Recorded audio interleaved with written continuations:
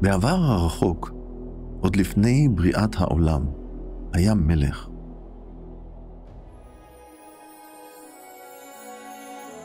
מלך הכבוד.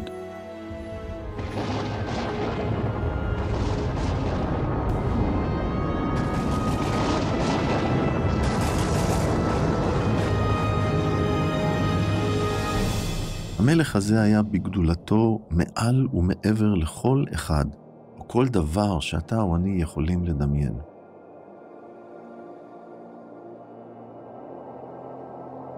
בנצח הנצחים הוא היה המלך היחיד, וממלכתו הממלכה היחידה. היא ממלכה של חוכמה מושלמת, אהבה, שמחה ושלום. בממלכה זו לא היה צורך בשמש או בכוכבים, כי המלך עצמו היה אורה.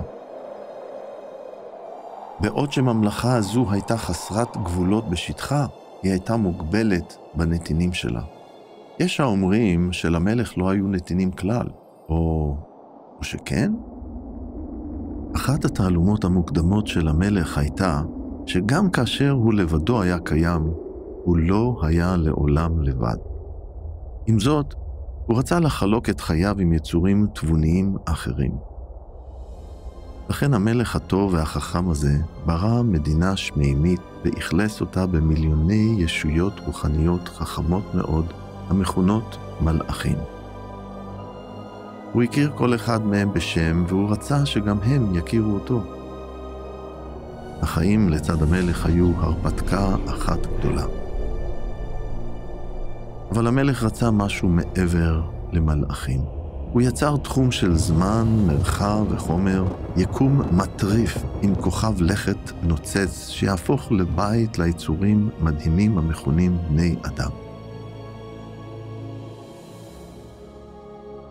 בשונה ממלאכים, המשפחה האנושית התחילה עם שני אנשים בלבד, גבר ואישה.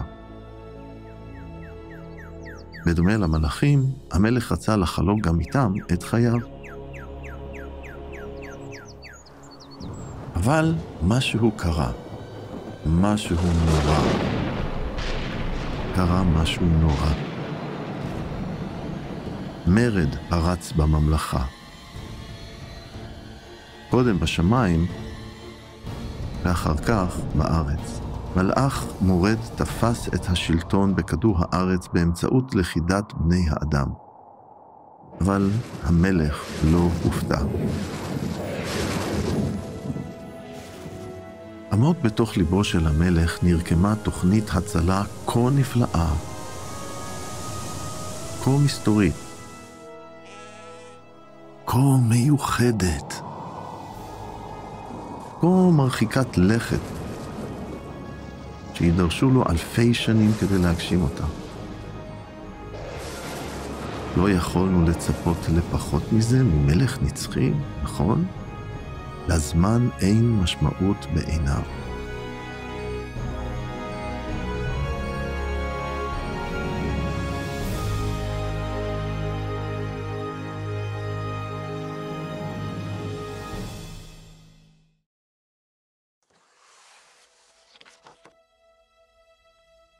כדי להכיר את המלך ואת תוכניתו, עליך להכיר את ספרו.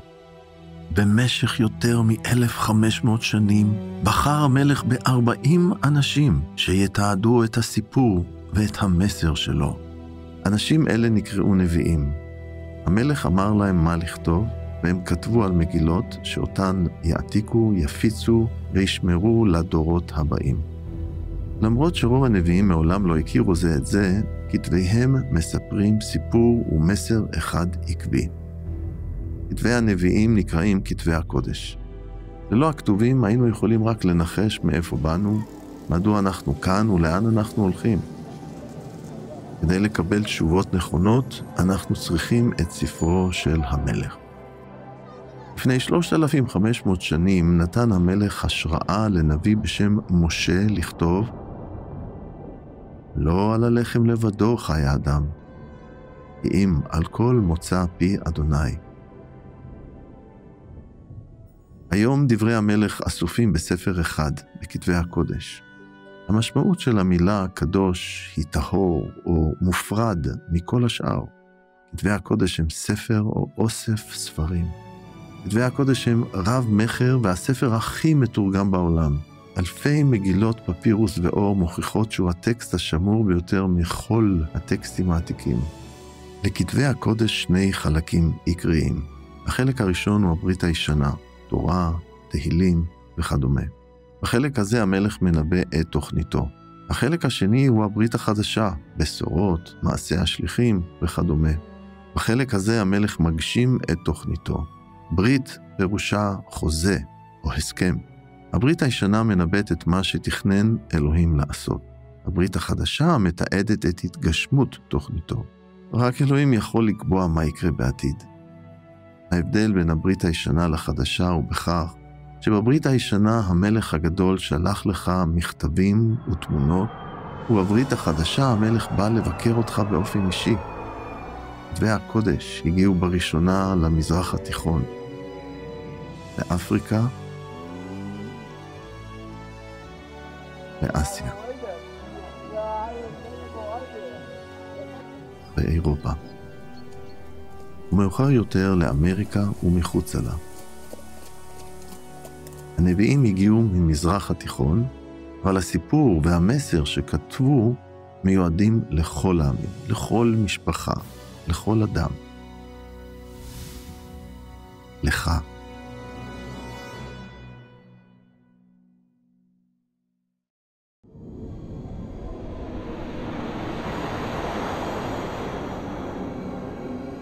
לו יכולנו לחזור אחורה בזמן ובמרחב, לפני שהיו בני אדם, כוכבי לכת או כוכבים, היינו עדים כוח ולהדר שמאחורי המילים הראשונות של הכתובים.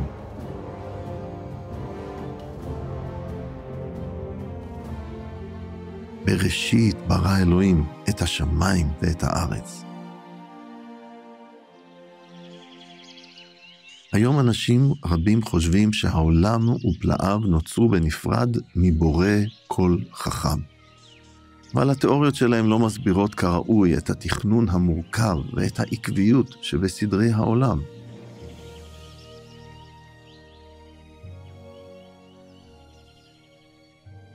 המלך אומר בספרו, השמיים מספרים כבוד אל, ומעשה ידיו מגיד הרקיע.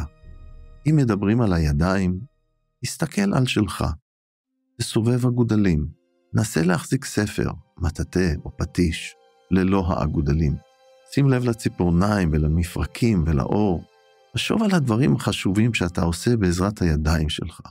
מי מלבד רב אומן יכול היה לעצב כלים שכאלה?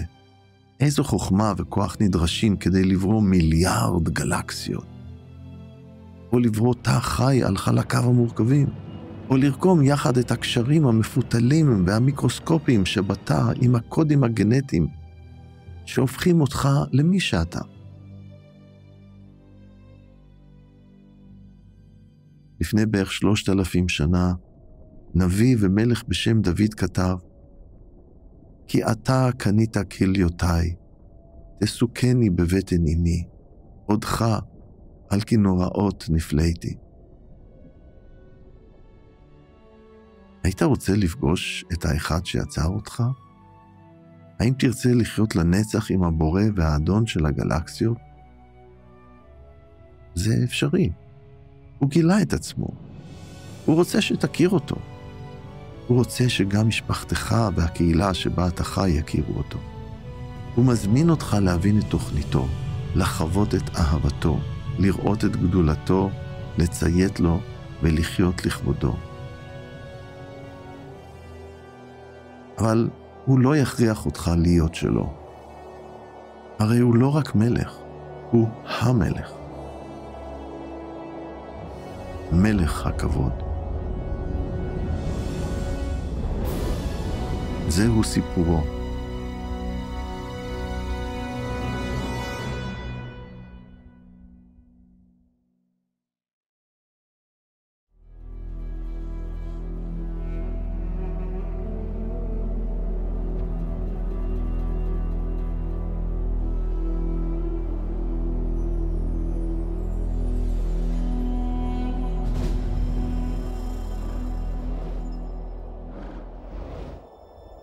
ספרו של אלוהים מתחיל כראוי למלך.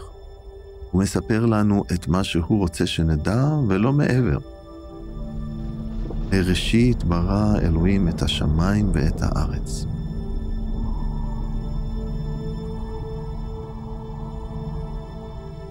לכל דבר שאנחנו רואים ונוגעים יש התחלה. אבל לבורא ואדון היקום אין התחלה ואין סוף. הוא רוח נצחית ובלתי נראית היכולה להיות בו זמנית בכל מקום. הוא רואה ויודע הכל. אתה יודע את שמו?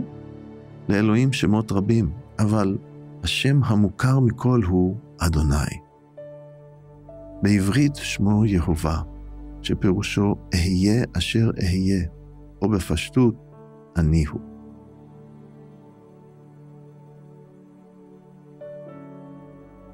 המלך ממשיך את סיפור הבריאה ומספר כיצד נראה כדור הארץ במקור.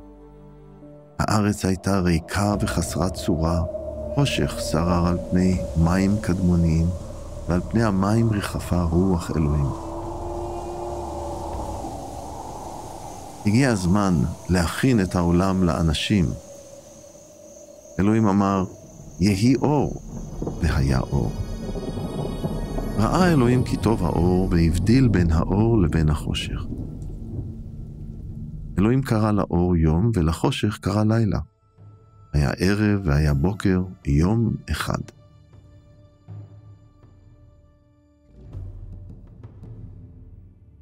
מה עשה אלוהים ביום הראשון לבריאה? הוא ציווה על האור לחדור את החושך. מאוחר יותר השמש תזרח על כדור הארץ, אבל לא ביום הראשון. אלוהים רוצה שנדע שהוא מקור האור. אלוהים אור הוא, וכל חושך אין בו. אלוהים הוא טהור כמו אור. אי אפשר לטמא אותו. גם כאשר האור מאיר דברים מלוכלכים מאוד, הוא נשאר טהור. אלוהים הוא מושלם. אלוהים הוא קדוש. האם שמת לב מי היה עם אלוהים בזמן הבריאה? רוח הקודש הייתה שם, מרחפת על פני המים. גם דברו היה שם, הוא דיבר. בראשית היה הדבר, והדבר היה עם האלוהים, והדבר היה אלוהים. הוא היה בראשית עם האלוהים, כל נהיה על ידו. רוח הקודש של אלוהים והדבר היו תמיד עם אלוהים האחד והאמיתי. לכן ניתן לומר על המלך, גם כאשר הוא היה קיים לבדו, הוא מעולם לא היה לבד.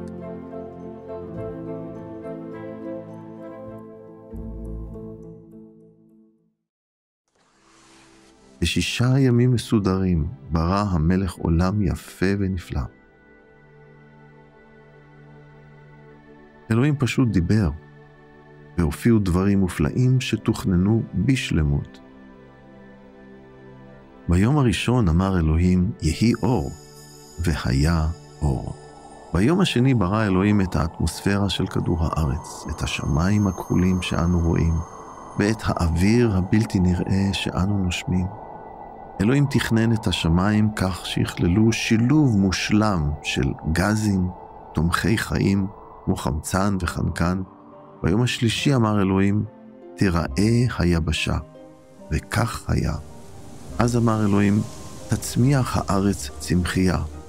באופן מיידי, דשא, צמחים, פרחים ופירות התחילו לצמוח, כל אחד עם הזרע שלו. ביום הרביעי ציווה אלוהים על השמש והירח להאיר כדי לציין את השנים, חודשים וימים. הוא גם ברא את הכוכבים. ביום החמישי אמר אלוהים, התמלאו המים בדגים ובחיים אחרים. התמלאו השמיים בציפורים מכל סוג. וכך קרה. ביום השישי אמר אלוהים, תוציא הארץ נפש חיה למיניה, בהמות, חיות קטנות וחיות בר.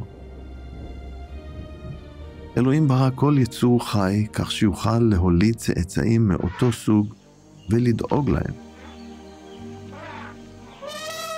וראה אלוהים שכך טוב. שלום שרר בארץ. בהתחלה כל בעלי החיים היו ידידותיים. הם לא הרגו ולא אכלו זה את זה. הצמחייה הייתה מזונם. סדר שרר בעולם. כמו שעון, השמש שמרה את המרחק הנכון מכדור הארץ. הירח היה משתנה מירח מולד לירח מלא. כדור הארץ היה ממחזר את האוויר, המים והפסולת שלו. עם התנהלות נכונה, ממלכת כדור הארץ לא הייתה חסרה שום דבר טוב. היא הייתה יכולה להיות בית מושלם לאנושות. כל יום של הבריאה מרמז לנו מי הוא אלוהים. יום ראשון מראה לנו שאלוהים הוא קדוש, הוא מושלם וטהור, כמו אור. יום שני, אלוהים הוא כל יכול. הוא ברא את האטמוספירה ושומר עליה. יום שלישי, אלוהים הוא טוב. הוא ברא אלפי צמחים ומזונות עבורנו. יום רביעי, אלוהים הוא נאמן. השמש והירח נשארים במסלול שנקבע להם. יום חמישי, אלוהים הוא החיים. הוא ממלא את הים בדגים ואת השמיים בציפורים. יום שישי, אלוהים הוא אהבה. אחרי שברא אלוהים את בעלי החיים, הגיע הזמן לברוא יצורים מיוחדים, שישקפו את קדושתו, את כוחו, את טובו, את נאמנותו, את חייו ואת אהבתו.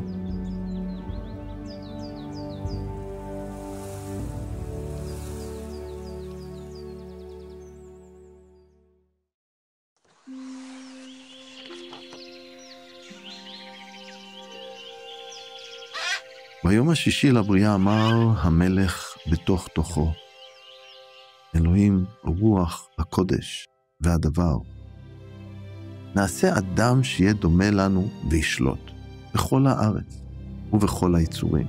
אז ברא אלוהים את האדם בצלמו, בצלם אלוהים ברא אותו, זכר ונקבה ברא אותם.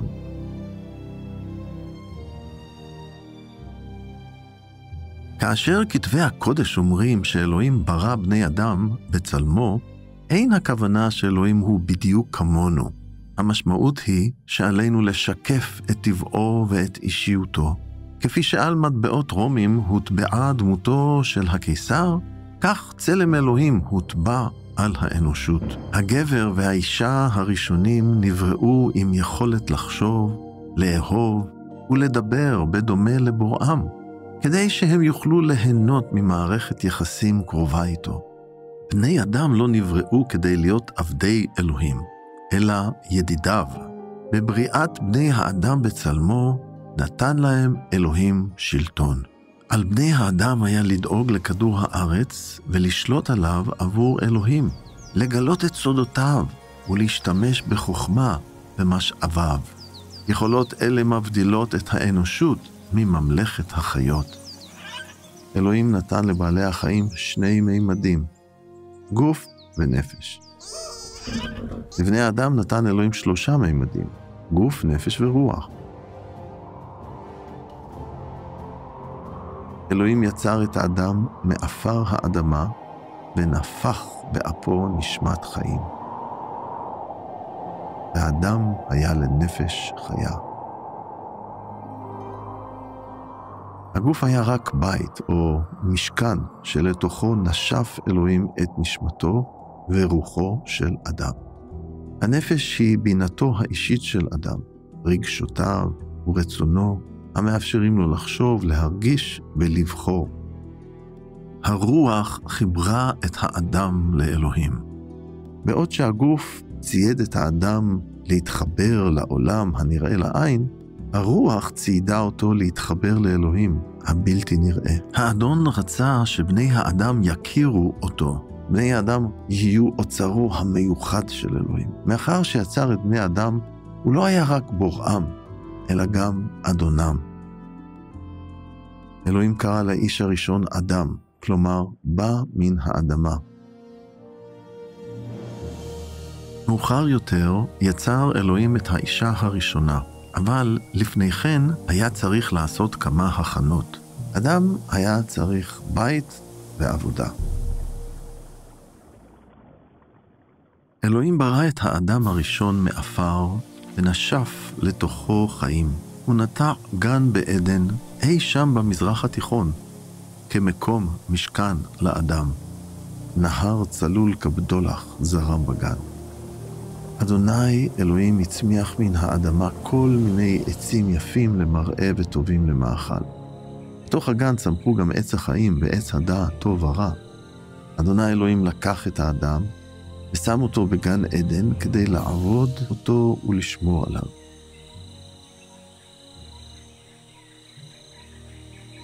אדוני אלוהים לא שאל את האדם אם הוא רוצה לחיות בגן העדן. אלוהים היה בוראו ואדונו של האדם. הוא ידע מה הכי טוב לאדם. גן העדן, ביתו של האדם, היה מלא באין סוף תענוגות. דברים לראות, לשמוע, להריח, לגעת ולטעום. נהרות מים מבעבעים, ציפורים מצייצות, ניחוח הפרחים, יצורים פרוותיים, פירות עסיסיים, ירקות פריחים, פירות יער מתוקים, יערות מסתוריים, סלעים צבעוניים, חרקים מרתקים, ועוד טריליון פלאים שמחכים להתגלות. אבל האדם נברא למטרה גדולה יותר מאשר לחקור ולאכול. אלוהים ברא את האדם לעמוד בראש האנושות. אלוהים רצה שאדם ומשפחתו ימלכו איתו לנצח. אבל רק מי שניתן לסמוך עליו בביצוע מטלות קטנות, יופקדו בידיו מטלות גדולות. אז אלוהים נתן לאדם את עבודתו הראשונה, לדאוג לגן. הגן הזה היה מקום מושלם. לא היו בו קוצים או עשבים או יתושים מזיקים. האקלים היה אידיאלי והקרקע פוריה, אך מעולם לא ירד גשם. במקום זאת, הל יצא מן הארץ והשקע את האדמה.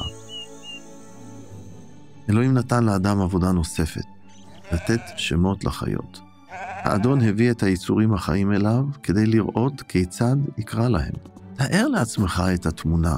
זוג חיות בעלות רעמות שופעות ורגליים איתנות דוהרות לקראתו. האדם לומד אותם, תופח על גבן וקורא להן סוסים. בקריאת הבורא, ציפור ענקית עם מקור מעוקל וכנפיים רחבות צונחת מטה. נשר, אומר אדם. הבאה בתור בהמה במעיל כתום עם פסים שחורים עוברת לידו. כיצד לדעתך אדם קרא לה? אדם נתן שמות לכל הבהמות, לעופות השמיים ולכל חיות השדה. בראשית פרק ב' פסוק 20. עדן היה המקום המושלם שבו אדם יכול היה להכיר את בוראו.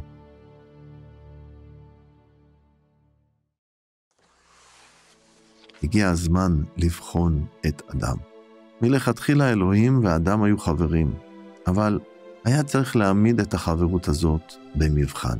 מלך היקום לא ימלא את ממלכתו בנתינים שנכנעים לו מתוך אילוץ. אלוהים אהב את האדם והיו לו תוכניות גדולות עבורו ועבור משפחתו העתידית. מכיוון שאלוהים רצה בני אדם ולא בובות, הוא נתן לאדם כלל אחד לציית לו. אדוני אלוהים ציווה על האדם, מותר לך לאכול מכל עצי הגן. רק מעץ הדעת טוב ורע אסור לך לאכול, כי ביום שתאכל ממנו מות תמות.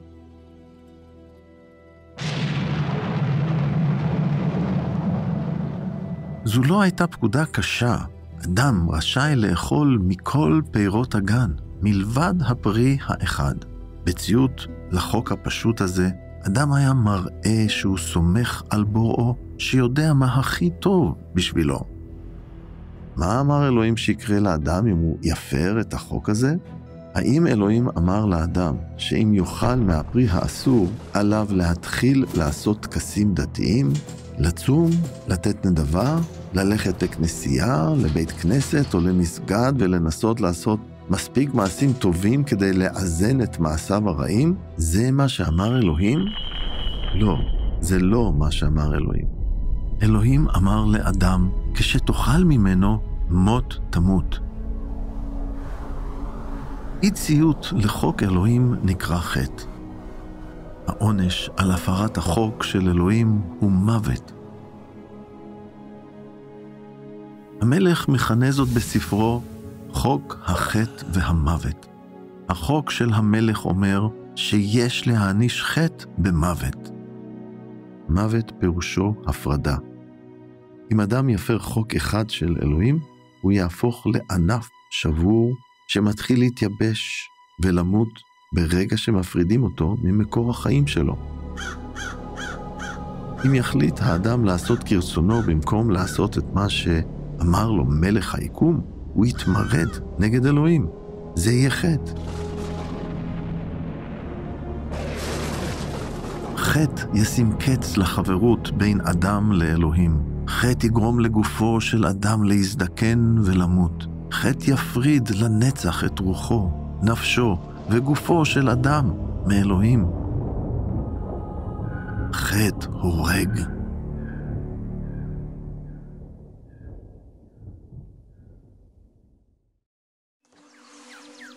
אחרי שנתן אלוהים לאדם הראשון עבודה לעשות וחוק לציית לו, הגיע הזמן ליצור את האישה הראשונה. אדוני אלוהים אמר, לא טוב שיהיה האדם לבדו, אעשה לו עזר הראוי לו. אז אדוני אלוהים הפיל תרדמה על האדם והוא ישן. הוא לקח אחת מצלעותיו וסגר את מקומה בבשר. מן הצלע שלקח מן האדם יצר אלוהים אישה והביא אותה אל האדם. אדם אמר, הפעם זוהי עצם מעצמי ובשר מבשרי. לכן תקרא אישה, כי היא נלקחה מן האיש.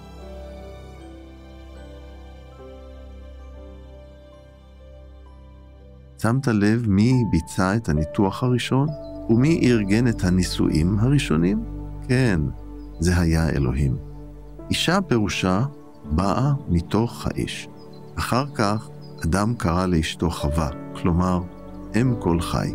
בעוד שאלוהים נתן להם תפקידים שונים, הוא ברא את הגבר ואת האישה שווים בערכם. בדומה לאדם גם חווה נבראה בצלם אלוהים.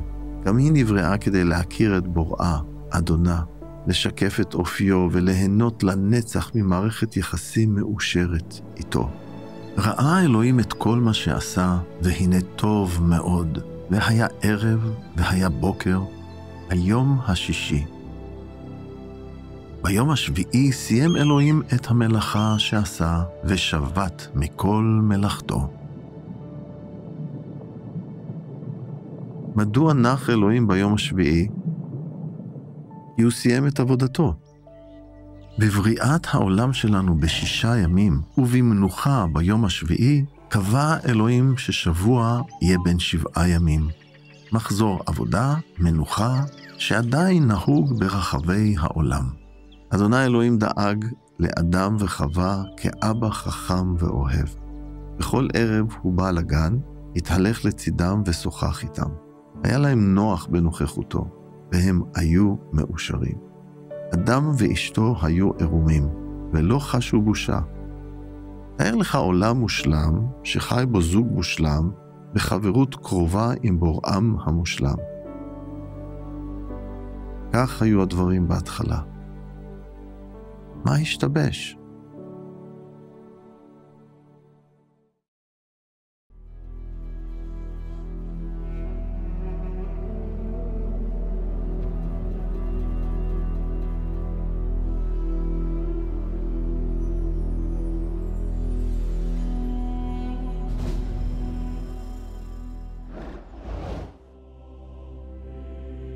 לפני שנגלה מה השתבש על כדור הארץ, עלינו קודם להבין מספר דברים על מלכות השמיים. העולם האחר הזה, הנקרא גם גן עדן, הוא מקום של אור טהור, צבעים קסומים, מוזיקה מרגשת, שיחה מאלפת וחשיפת תעלומות. הפעילויות הכי פשוטות בשמיים מתעלות על ההנאות הכי גדולות בעולם הזה. שמיים הם מימד אחר. שמיים הם ביתו של המלך. האטרקציה הגדולה ביותר במקום השמח הזה הוא המלך עצמו. כל פינה בעיר השמימית נועדה לשקף את הוד מלכותו. והעיר זהב טהור כזכוכית טהורה. התיאור המפורט ביותר של השמיים מתועד בספר האחרון בכתבי הקודש, ספר ההתגלות. אלוהים נתן לנביא יוחנן הצצה אל השמיים ואמר לו לכתוב את מה שהוא רואה. הנה כיסא מוצב בשמיים, ועל הכיסא יושב. וקשת סביב לכיסא דומה במראה לברקת. ומן הכיסא יוצאים ברקים, קולות ורעמים. לפני הכיסא קים זכוכית, דומה לבדולח. ראיתי ושמעתי כל מלאכים רבים, מספרם רבבות רבבות ואלפי אלפים. הם היו סביב לכיסא ולא הפסיקו לומר, קדוש, קדוש, קדוש, אדוני אלוהים צבאות, אשר היה והווה ויבוא.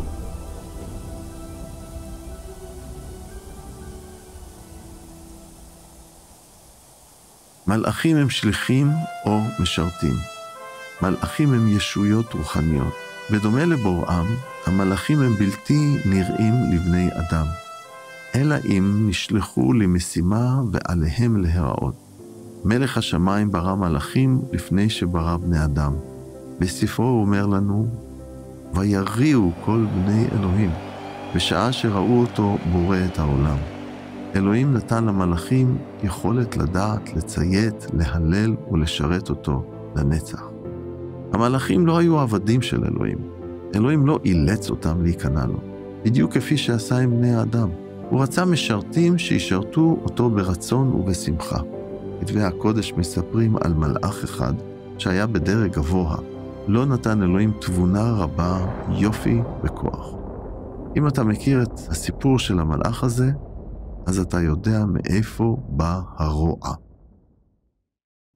הלל בן שחר היה אחד המלאכים הראשיים אצל אלוהים. בספרי הנביאים הוא מתואר כחותם השלמות, מלא חוכמה וכליל יופי.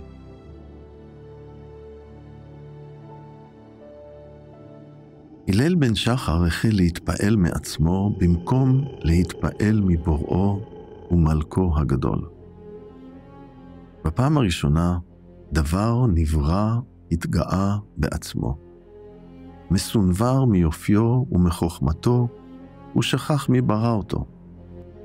הלל בן שחר אמר בליבו, השמיים אעלה ממעל לכוכבי אל. אעלה על במתי אב, אדמה לעליון. הלל בן שחר רצה להיות מלך. הוא רצה שיעשה רצונו ולא רצון אלוהים. חטא נכנס לעולם.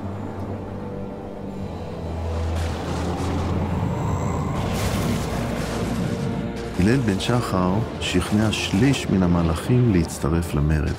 אבל אלוהים שאינו סובל חטא השליך אותם מחוץ לביתו השמימי.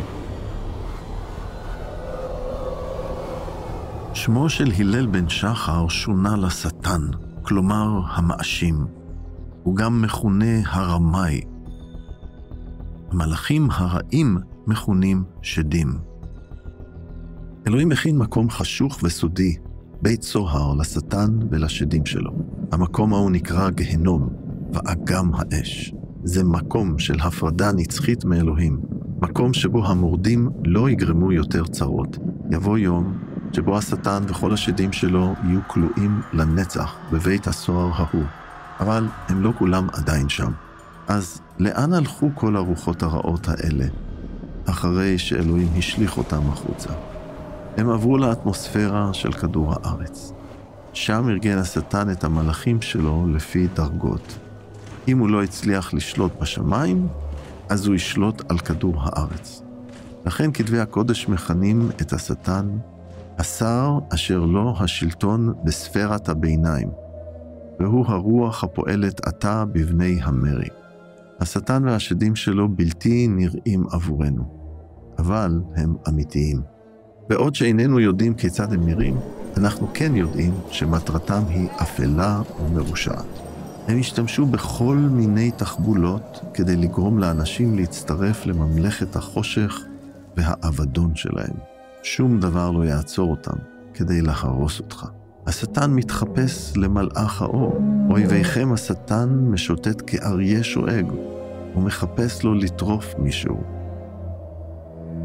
בואו נחזור כעת לסיפור על הורינו הראשונים.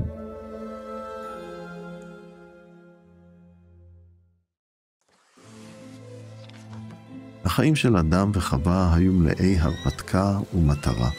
כל יום היה מלא פליאה, שהם חקרו את הגן הענק שלהם.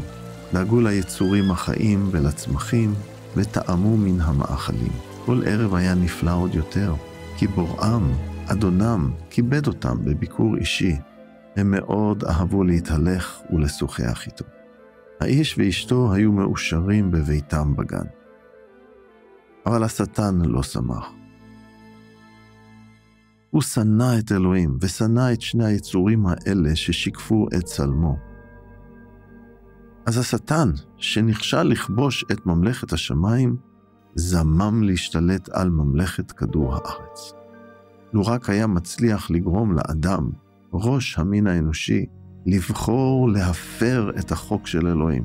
אבל הוא לא יפתה ישירות את אדם. יום אחד חווה שמעה קול. זה לא היה קולו של אדם וגם לא קולו של אלוהים. זה היה נחש. עבור חווה, זוחל מדבר הייתה עוד תגלית חדשה. לא היה לה מושג שאויב אלוהים השתמש בנחש. היא גם לא ידעה שהשטן רצה להשתמש בה כדי לפתות את אדם להפר את חוק אלוהים. הנחש המתין בסבלנות, עיניו הערמומיות עקבו אחר האישה. ואז, ברגע המתאים, הוא שאל אותה. האומנם אמר לכם אלוהים לא לאכול מכל עץ הגן? השטן רצה שחווה תפקפק בדברי אלוהים. הוא גם רצה לגרום לה לחשוב שאלוהים מסתיר דבר מה טוב ממנה ומבעלה. האישה אמרה לנחש, מפרי עץ הגן מותר לנו לאכול, אבל בפרי העץ שבתוך הגן אסור לנו לגעת, כי נמות. אתם לא תמותו, אמר הנחש לאישה.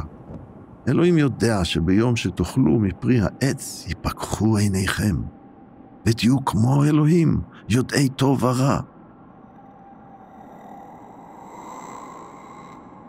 מה תעשה חווה? אלוהים נתן לאדם וחווה חופש בחירה, לעשות את רצונו או את רצונם. האדון ידע מה הכי טוב עבור היצורים המיוחדים האלה, שאותם ברא בצלמו. הוא רצה שאדם וחווה יבטחו בו, גם כאשר הם לא מבינים את הסיבות שמאחורי ההחלטות שלו. רק אלוהים יכול היה לחזות את התוצאות הנוראות ומרחיקות הלכת של הרוע. ולכן הוא אמר לאדם, רק מעץ הדעת טוב ורע אסור לך לאכול, כי ביום שתאכל ממנו מות תמות.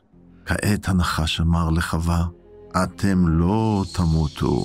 במי על חווה לבטוח? בבוראה או ביצור נברא? זה מה שקרה.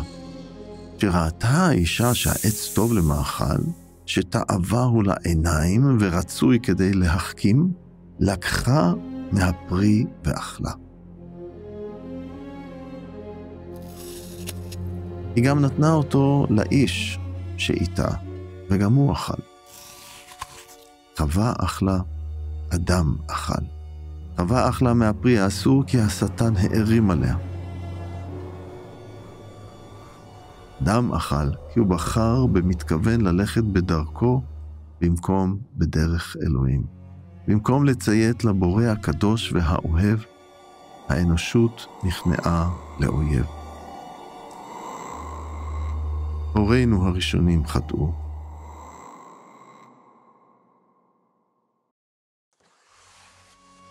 אדם מונה לעמוד בראש המין האנושי. עליו ציווה אלוהים לא לאכול מפרי עץ הדעת טוב ורע. ברגע שאדם נגס בפרי האסור, הוא ואשתו החלו להרגיש בהשפעות הנוראיות של בחירתם. פתאום נפקחו עיניהם, והם ידעו שהם עירומים. הם תפרו לעצמם בגדים מעלי תאנה וחגרו אותם. בושה גדולה ואשמה צורבת הציפו את נשמתם. הם הרגישו טמאים מבפנים ומבחוץ. חטא הביא איתו בושה. לפני שאדם וחווה הפרו את החוק של אלוהים, הם היו מודעים לאלוהים ולא התביישו. היה להם הכבוד להיות עם בוראם, לשקף את צלמו ולהיות חבריו. אבל כאשר הם אכלו מעץ הדעת טוב ורע, הם הפכו מודעים לעצמם והתביישו. בושה החליפה כבוד. הם ניסו לכסות את הבושה שלהם בעלי תאנה, אבל אין מאמץ עצמי שיכול היה לתקן את הבעיה שלהם. הם היו חסרי אונים, ולא יכלו להיפטר מהחטא שחדר לנשמתם. הם היו חסרי אונים, ולא יכלו להחזיר את הכבוד שאיבדו. הייתה שעת הערביים. בקרוב יבוא בוראם הקדוש והאוהב לביקור ערב. המחשבה שיראו אותו הרעידה באימה את גופם. מה יאמר להם? מה הם יאמרו לו?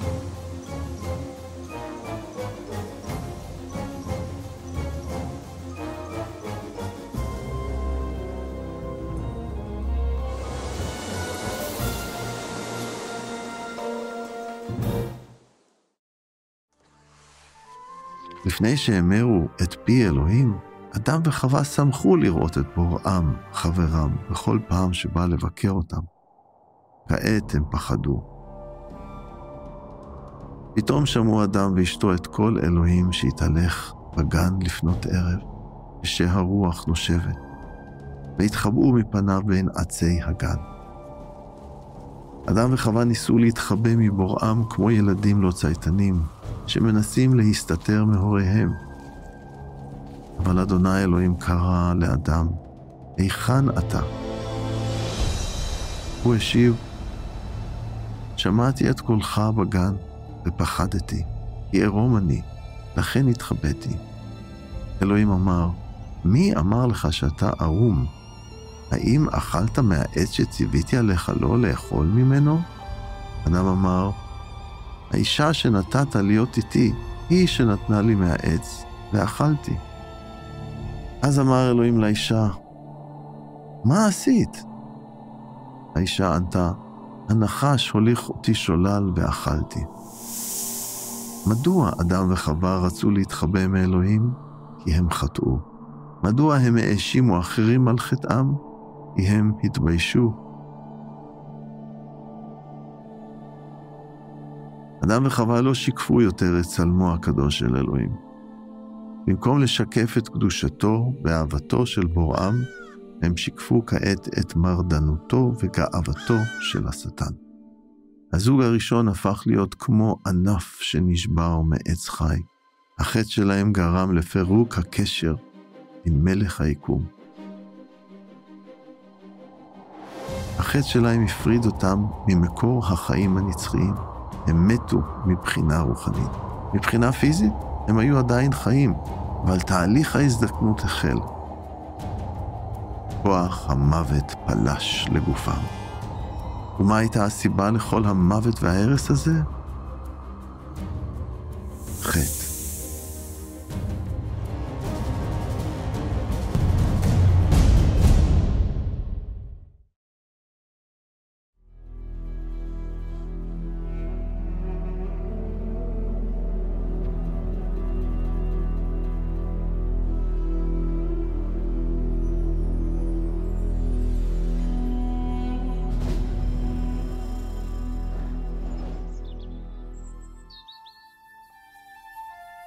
בתחילת ההיסטוריה האנושית, אלוהים ואדם היו ביחד. שררו שלום ושמחה.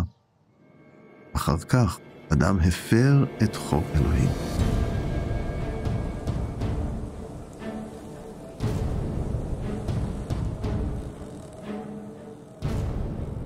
ביום שאדם וחווה חטאו, הודיע אלוהים מה יהיו השלכות מרחיקות הלכת של החטא שלהם. לאישה הוא אמר, בסבל תלדי ילדים. תשוקתך תהיה לבעלך והוא ימשול בך. לפני החטא חווה נהנתה מאהבתו ומדאגתו חסרות האנוכיות של בעלה. אבל כעת, כשהטבע שלהם נטמע בחטא, הם יחוו מריבות וכאב לצד שמחות הנישואים. לאחר מכן אמר אלוהים לאדם, מקוללת האדמה בגללך, בסבל תאכל ממנה כל ימי חייך. היא תצמיח לך קוצים ודרדרים, בזיעת אפיך תאכל לחם, עד שתשוב אל האדמה, כי ממנה נלקחת, מכיוון שעפרת ואל עפר תשוב. בגלל החטא שלהם איבדו אדם וחווה שליטה על הארץ. בעולם שלהם מעתה יהיו קוצים, כאב, עצב, חולי ומוות. אחדים מאיתנו מורגלים מאוד לאומללות שכזו, ומקבלים את זה כדבר נורמלי.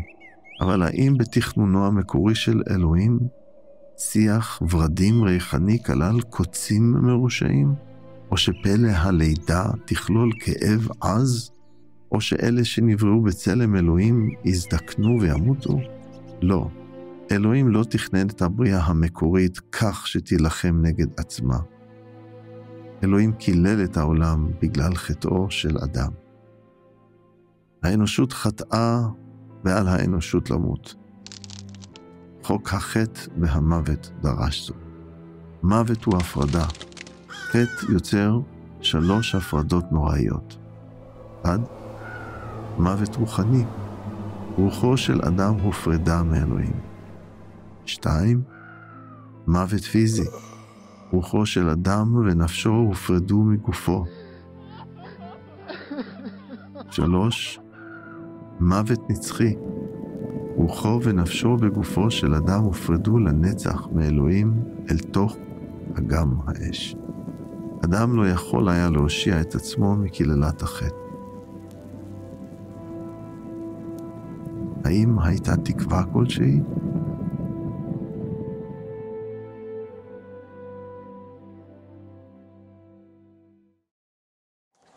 השטן גנב את אוצרו המיוחד של המלך, אבל למלך הייתה תוכנית סודית, כיצד להשיב לעצמו את האוצר.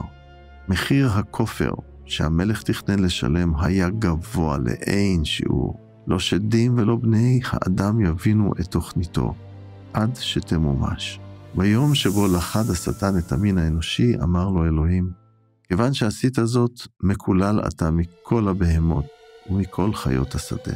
כל חייך תזחל על בטנך ותאכל עפר.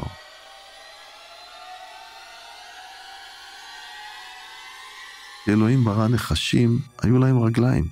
משום שהשטן השתמש בנחש כדי להחטיא את האנושות, אלוהים קילל אותו, ומאז הוא זוחל על הקרקע.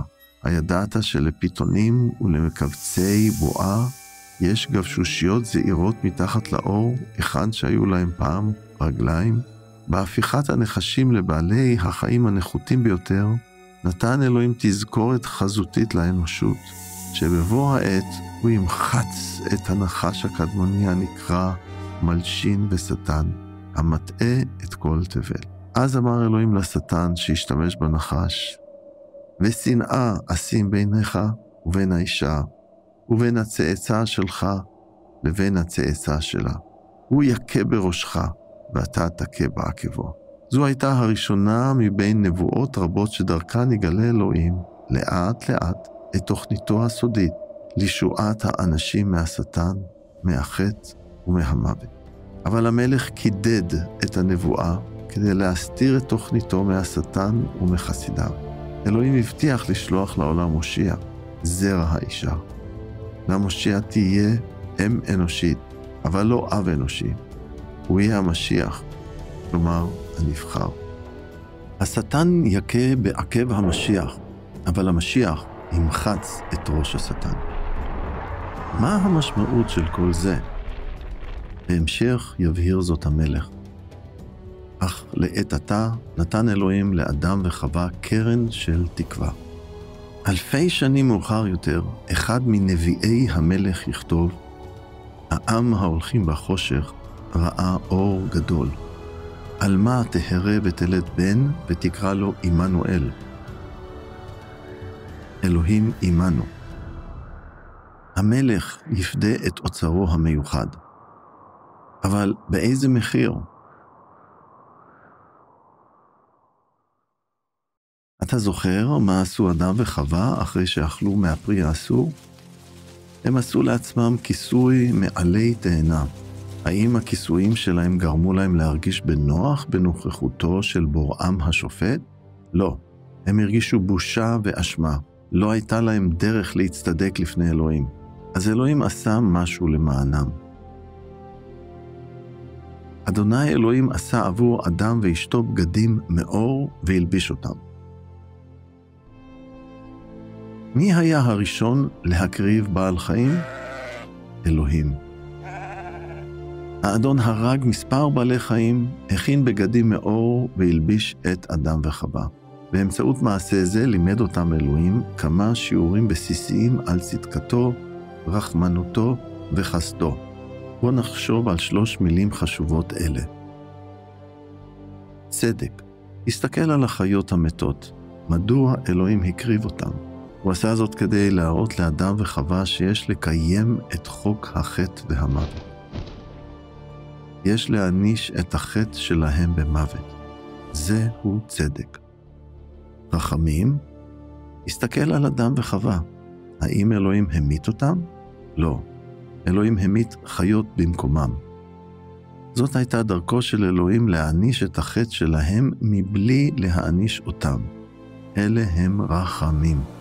חסד. הבט כעת על בגדיהם היפים של אדם וחווה.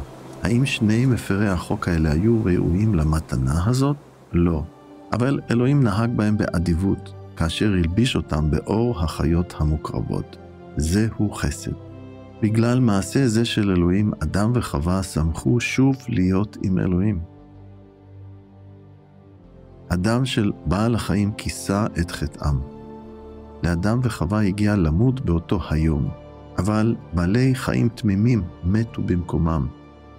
בגדי האור של החיות כיסו את בושתם. שוב פעם, אדם וחווה הרגישו בנוח בנוכחות אלוהים. אלפי שנים מאוחר יותר, כתב אחד מנביאי אלוהים, אני שמח באדוני, מאושר באלוהי, כי הוא הלביש אותי בגדי ישועה, במעיל צדק עטף אותי. רק לאלוהים יש דרך להשיב חוטאים לאיתנם.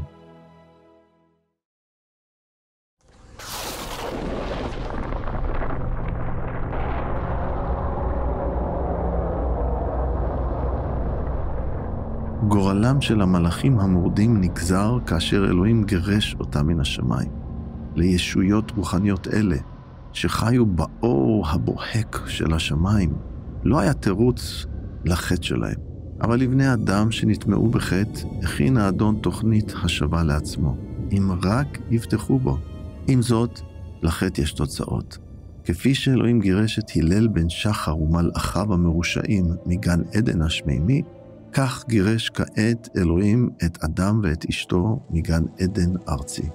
לאחר שגירש אותם מהגן, הציב אלוהים ממזרח לגן עדן מלאכים, ואת החרב הלוהטת הפונה לכל הכיוונים, כדי לשמור את הדרך לעץ החיים. עץ החיים היה עץ מיוחד נוסף באמצע הגן. רק אנשים מושלמים יכלו לאכול ממנו. אדם וחווה כבר לא היו מושלמים. הם חטאו ולכן יזדקנו וימותו. הבורא הנפלא שלנו, אלוהינו, הוא קדוש. כלומר, הוא טהור, מושלם וצדיק.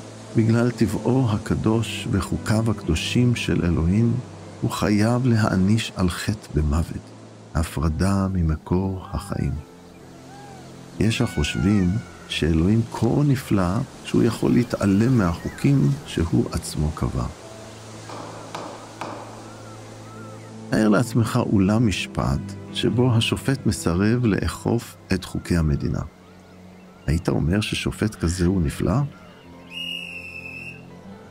תאר לעצמך משחק כדורגל שבו השופט מתעלם מכללי המשחק.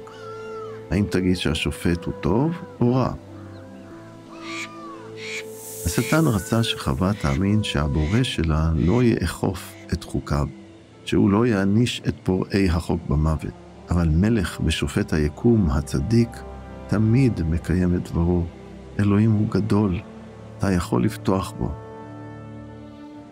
צדק ומשפט מכון כיסאיך, חסד ואמת יקדמו פניך.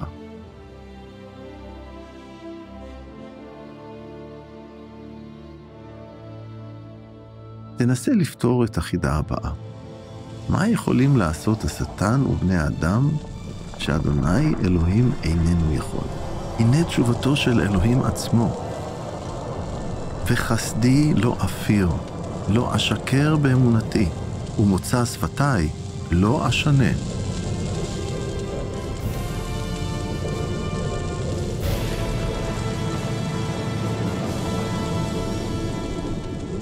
מלך היקום אינו יכול להתכחש לדברו.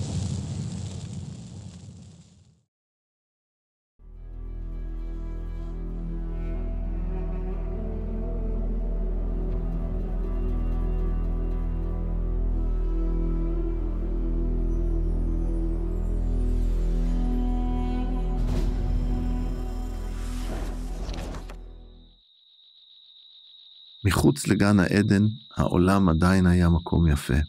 אבל היו בתוכו דברים רעים כמו קוצים, חרקים טורדניים ואפים סתומים. בעלי חיים רבים לא היו יותר ידידותיים. היה קשה למצוא מזון. אדם וחווה נאלצו לעבוד קשה רק כדי למלא את קיבתם הרעבה. היו להם גם רגעים של אושר ושמחה. אדם התייחד עם חווה אשתו והיא הרתה וילדה את קין. היא אמרה, יצרתי איש, ואדוני היה בעזרי. חווה קראה לתינוק הראשון בעולם קין, כלומר קניין. איזה אוצר יקר מאלוהים. אולי היא חשבה שבנה יהיה המושיע המובטח, אבל היא גילתה במהרה שבנה החמוד והקטן היה ילד עקשן ואנוכי, בדיוק כמו הוריו. אחר כך, כשנולד בנם השני, קראה לו חווה הבל, כלומר ריקנות. באופן ברור, אדם וחווה לא יכלו לייצר צאצא, ללא חטא שיושיע בני אדם מחטאיהם. במקום לשקף את צלמו הקדוש של אלוהים, צאצאיהם של אדם וחווה שיקפו את הטבע החוטא של עצמם. אדם הוליד בנים ובנות, בדמותו ובצלמו. הסתכל על התמונה. אתה רואה את קין חוטף מלון מאחיו הקטן, ומתנהג כמו הוריו, שלקחו את הפרי שלא היה שלהם. בדומה למחלה מדבקת, חטאם של אדם וחווה זיהמו את ילדיהם. כשאדם חטא, חטא נכנס לעולם. חטאו של אדם הביא מוות, והמוות התפשט לכולם, כי כולם חטאו. פתגם אפריקאי אומר, חולדה יכולה לייצר רק צאצא שחופר. פתגם ערבי משמיע את אותה העובדה. הבן של ברווז צף. כשהורינו הראשונים חטאו, הם הפכו להיות כמו ענף שנשבר מעץ. כפי שכל זרד ועלה של הענף השבור מושפעים, כך כל חבר במשפחתו של אדם הושפע מחטאו. הרבה אחרי שהאדם מת, הנביא והמלך דוד כתב, הן בעוון נוצרתי, בחטא הרתה אותי אמי. אנחנו אולי לא אוהבים לשמוע את זה, אבל אנחנו יודעים שזו האמת.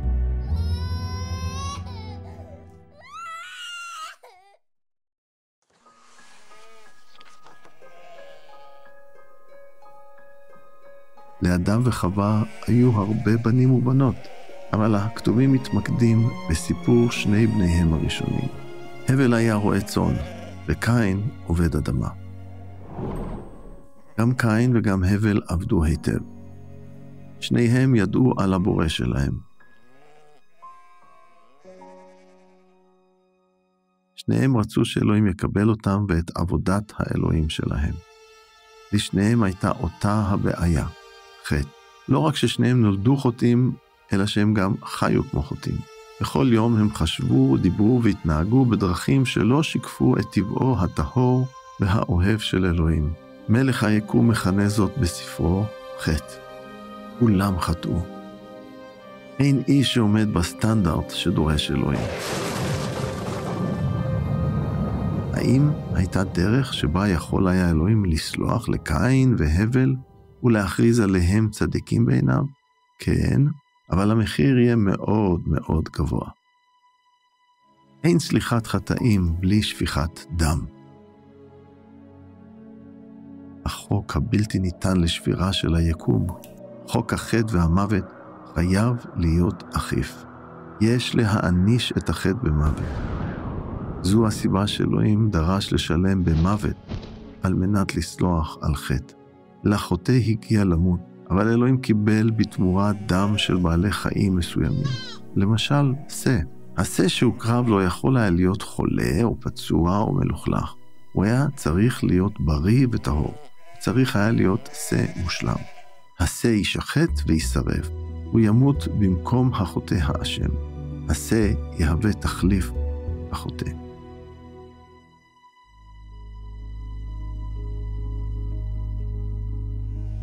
יום אחד שני האחים הקריבו קורבן לאלוהים, אבל רק אחד מהם הביא את הקורבן הנכון.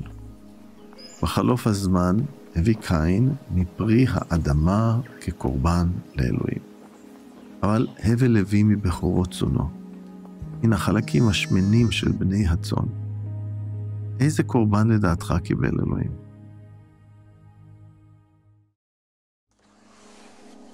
תסתכל על האחים, תראה מה הם עומדים להקריב לאלוהים. תסתכל על המזבחות. מזבח היה במה מוגבעת, עשוי בדרך כלל מאבנים או בוץ. זה היה מקום של מוות. המזבח החזיק את המנחה בין השמיים לארץ, בין אלוהים לאדם. כל מה שהוצא על המזבח היה צריך להישרף באש. אלוהים תמיד שומר על צדק, אבל גם רוצה לגלות רחמים. איך הוא יכול היה לעשות את שניהם? כיצד יוכל להעניש את החטא מבלי להעניש את החוטא? הרבה אחרי זמנם של קין והבל אמר אלוהים לנביא משה, חייו של כל יצור חי הם בדמו. אני נתתי אותו לכם על המזבח כדי לכפר על נפשותיכם, כי הדם הוא המכפר על ידי החיים. המקריב יניח את ידיו על ראש קורבן העולה, והוא יתקבל ברצון ויכפר עליו. מה משמעות הכפרה? זהו מחיר הכופר שיש לשלם כדי לכסות על חטא, לסלוח עליו ולהיטהר ממנו. בתקופת התנ"ך אמר אלוהים לעם שהוא יקבל את דמן של חיות בריאות מסוימות. כבשים, אלים, עזים, שברים ויונים, כתשלום על חטאיהם. דם כזה יספק כפרה, כיסוי על חטא, אבל רק עד היום שבו יספק אלוהים קורבן מושלם, שישלם את המחיר האמיתי הנדרש על פי חוק החטא והמוות. כעת תסתכל על קין ועל המנחה שהוא עומד להציע. איזה מבחר יפה של פירות וירקות. כמה קשה הוא עבד כדי לייצר את המנחה הזו. אבל היא לא יכולה לכסות על חטאו, כי אין בדם, אין בתשלום במוות.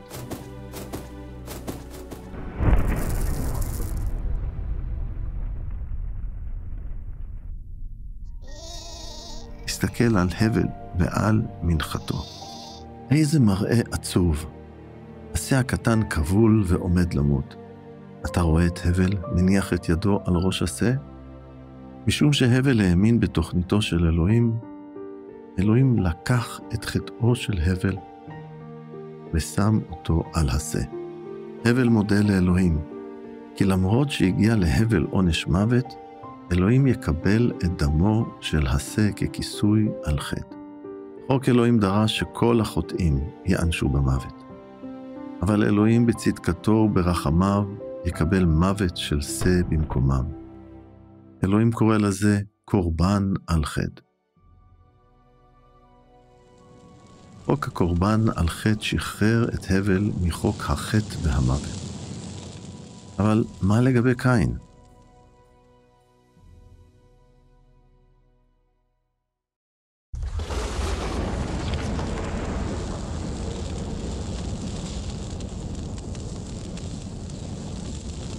אתה רואה את המזבח של קין? מה יש עליו? יבול נבול.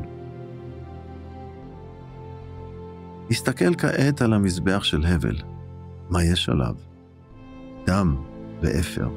מה חשב אלוהים על שני האחים האלה ועל עבודת האלוהים שלהם? אלוהים התייחס אל קורבנו של הבל, ואילו אל קורבנו של קין לא התייחס. לא נאמר לנו כיצד הראה אלוהים את צביעות רצונו מקורבנו של הבל ואת דחייתו של הקורבן של קין. הכתובים אומרים בפשטות, מתוך אמונה הביא הבל לאלוהים קורבן טוב מזה שהביא קין. בגללה הוא עד עליו, כי צדיק הוא, שכן אלוהים העיד על מתנותיו. מכיוון שהבל בטח באלוהים ובתוכניתו, הוא נסלח והוכרז כצדיק. זאת הייתה מתנתו של אלוהים להבל. אלוהים האמיס את חטאו של הבל על השה. השה מת במקום הבל. דמו של השה נשפך וגופו נשרף עד אפר. ארונו הצודק של אלוהים נגד החטא נפל על השה במקום על הבל. מדוע היה אלוהים שבע רצון מקורבן השה של הבל? כי הוא הצביע על המושיע שהיה עתיד לבוא ולשלם על חטאי האנושות. בגלל אמונתו של הבל בתוכנית האלוהים, הוא היה כעת במערכת יחסים נכונה עם אלוהים. מאוחר יותר, כאשר מת הבל, הוא הלך להיות עם אלוהים ולא נפרד ממנו לנצח. אלוהים היה כעת חברו. חוק הקורבן על חטא ניצח את חוק החטא והמוות. קין התפלל לאלוהים, אבל הוא התעלם מחוק אלוהים האומר שיש להעניש חטא במוות. קין היה דתי, אבל לא הייתה לו מערכת יחסים נכונה עם אלוהים. חוק החטא והמוות עדיין נתלה מעליו כמו ענן שחור. אם לא יאמין באלוהים ובתוכניתו, הוא לעולם לא יהיה חבר לאלוהים. הוא יעמוד מול אלוהים השופט. יש המנסים להגן על קין ואומרים, קין היה עובד אדמה. הוא הביא ממה שהיה לו. אבל אלוהים לא רצה לקבל ממה שהיה לו. קין יכול היה לתת להבל מיבולו ולקחת ממנו שה. או שהוא יכול היה להניח את ידו יחד עם הבל על השה ולעבוד את אלוהים על אותו המזבח. מה יעשה קין? האם הוא יחזור בתשובה ויבוא לפני אלוהים עם המנחה הנכונה? אלוהים דחה את קורבנו של קין, אבל אלוהים עדיין אהב אותו והאיץ בו לחזור בתשובה. מה המשמעות של חזרה בתשובה? נניח שאתה הולך דרך היער כדי לבקר חבר שגר בכפר מרוחק. אחרי שהלכת שעות רבות, אתה מגלה שזאת לא הדרך הנכונה. מה תעשה? אתה תודה בטעות, תסתובב ותלך בדרך הנכונה. זאת הכוונה בחזרה בתשובה. לחזור בתשובה פירושה לשנות את הלך המחשבה, להפנות את הגב לשקר ולהתמסר לאמת. לחזור בתשובה לפני אלוהים אינו אומר שעליי להעניש את עצמי על חטאיי, אלא שעליי לראות את חטאי כפי שאלוהים רואה אותו. אלוהים רצה שקין יחזור בתשובה, שיפסיק לבטוח בדרכו ויפתח בדרכו של אלוהים. קין כעס מאוד והתעצב. אז אמר אלוהים לקין, למה אתה כועס? למה אתה עצוב? אם תעשה טוב, האם לא תוכל להראות את פניך? אך אם לא תעשה טוב, החטא אורב לך. תשוקתו היא אליך, אבל עליך למשול בו. קין היה גאה מדי כדי לחזור בתשובה. אחיו שם אותו ללעג ולבושה. הוא יפתור את עצמו מבושה זו, וישיב לעצמו את הכבוד בדרך שלו. קין אמר לאחיו הבל, בוא נלך לשדה. בזמן שהיו בשדה, קין תקף את אחיו הבל והרג אותו.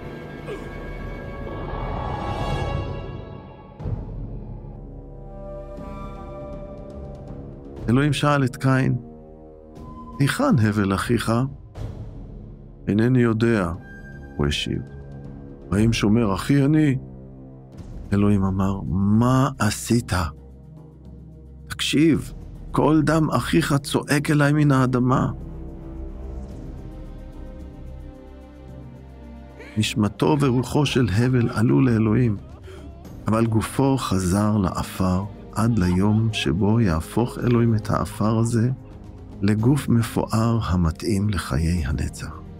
באשר לקין, אלוהים נתן לו הזדמנות נוספת לחזור בתשובה, אבל הוא סירב. קין עזב את נוכחות אלוהים, ברוח של מרד וגאווה. קין עבר מזרחה ובנה עיר. לו ולאשתו היו ילדים רבים. נכדי הנכדים שלהם היו הראשונים לבנות כלים ממתכת וכלי נגינה. צאצאי קין היו חכמים מאוד, אבל הם לא הכירו את אלוהים.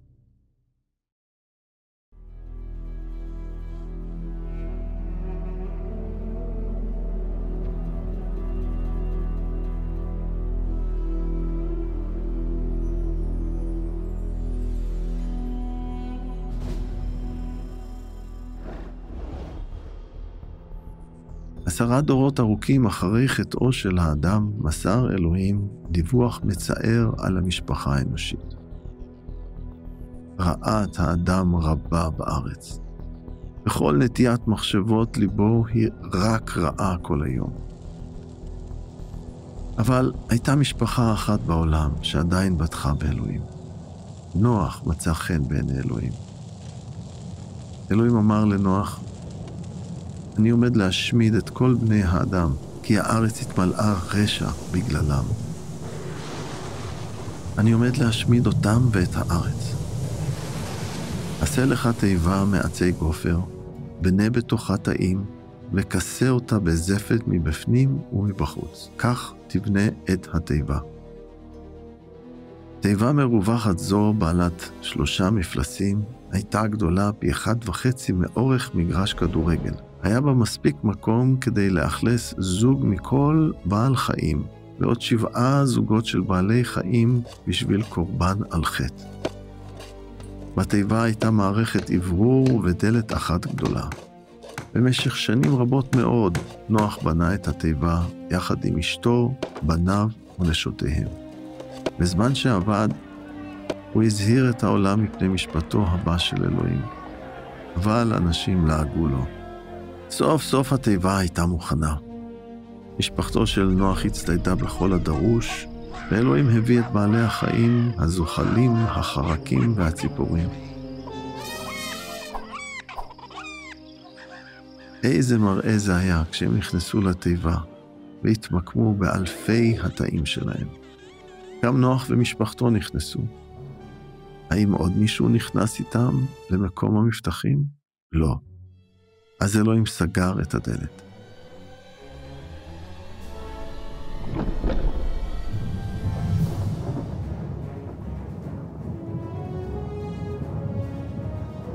עננים זועמים כיסו את כדור הארץ.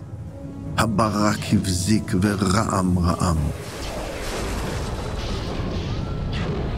ביום ההוא פרצו כל מעיינות התהום ונפתחו ארובות השמיים. גשם ירד על הארץ במשך 40 יום ו40 לילה. זה היה אסון הטבע הנורא ביותר בהיסטוריה.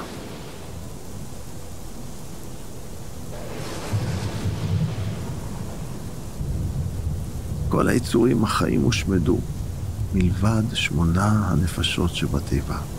עולם גאה והלא מאמין גילה את האמת מאוחר מדי.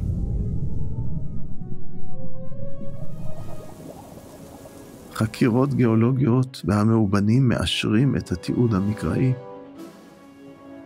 מהסהרה ועד הרי ההימלאיה ניתן לחשוף מאובנים ימיים במדבריות ובהרים הגדולים בעולם.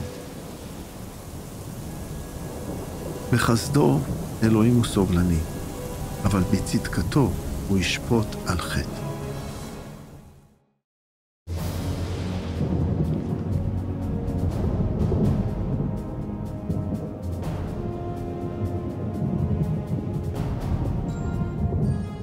אז מה קרה לנוח ולמשפחתו ולחיות שבתיבה? הם ניצלו ממשפט אלוהים. אלוהים זכר את נוח ואת כל בעלי החיים והבהמות שהיו איתו בתיבה. הוא העביר רוח על הארץ והמים נרגעו. המים נסוגו והתיבה הענקית נחה לבסוף על הרי עררת, הר ענק בעל פסגות כפולות במזרח טורקיה. 3 פעמים שלח נוח את היונה לבדוק אם תמצא היבשה. בפעם הראשונה היונה חזרה, בפעם השנייה חזרה היונה עם עלי זית בפיה. בפעם השלישית היונה לא שבה, היא מצאה בית. נוח ידע שהגיע הזמן לצאת מהתיבה. שנה שלמה חלפה מאז התחיל המבול. אתה יודע מה הדבר הראשון שעשה נוח כאשר משפחתו ובעלי החיים יצאו מהתיבה? נוח בנה מזבח לאדוני. הוא לקח מכל הבהמות הטהורות ומכל העופות הטהורים, והקריב קורבנות על המזבח. אלוהים הריח את ריח הניחוח. צדקתו וחסדו של אלוהים לא השתנו. עדיין נדרש לשלם במוות על חטא. זו הסיבה שנוח שפך דם של יצורים תמימים, ושרף את גופם על המזבח. הקורבן היה תלוי בין השמיים לארץ, בין אלוהים לאדם. קורבנות כאלה הצביעו על המשיח שיבוא יום אחד לעולם, ויהיה ללא חטא, והוא יספק את התשלום האמיתי על החטא.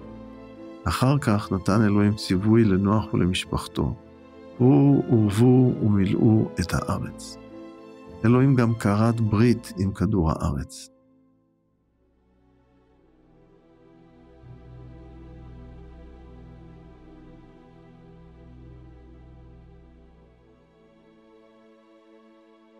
אשים את קשתי בענן, והיא תהיה לסימן הברית ביני ובין הארץ. המים לא יגרמו שוב למבול שישמיד כל חי. כסמל לבריתו חשף אלוהים קשת מפוארת בענן. אלוהים הבטיח שהוא לעולם לא יציף את העולם במבול. הקשת מזכירה לנו שבין אם אלוהים מעניש או מגן, הוא תמיד נאמן להבטחותיו. תמיד. למרות שניתנה לאנושות התחלה חדשה, תוך כמה דורות רוב האנשים הפנו את גבם לאלוהים והלכו בדרכם. למשל, אלוהים ציווה לאנושות להתרבות ולמלא את הארץ. אז מה עשה אדם? כתבי הקודש מספרים לנו. בכל העולם דיברו בשפה אחת ובאוצר מילים משותף. אנשים שנסעו ממזרח מצאו בקעה בארץ שנער, עיראק של היום, והתיישבו בה. הם אמרו זה לזה, בואו נעשה לבנים ונשרוף אותן. הם השתמשו בלבנים במקום אבנים, ובחימר במקום הטיט. אחר כך אמרו, בואו נבנה לנו עיר ומגדל שראשו מגיע לשמיים. כך נעשה לנו שם, כדי שלא נתפזר על פני כל הארץ. במקום לפאר את שמו הגדול של אלוהים, בוני העיר רצו שאנשים יפארו אותם. בדומה לשטן, הם נשלטו על ידי רוח הגאווה והמרד.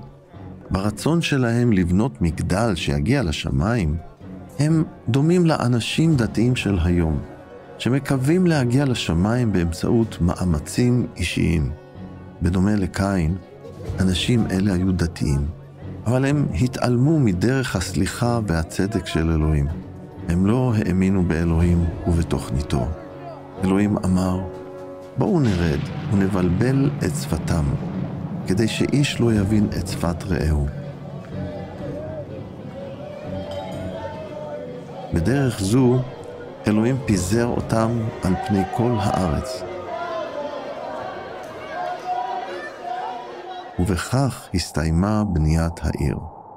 לכן העיר נקראה בבל, כי שם בלבל אלוהים את שפת בני האדם, ומשם פיזר אותם על פני כל הארץ.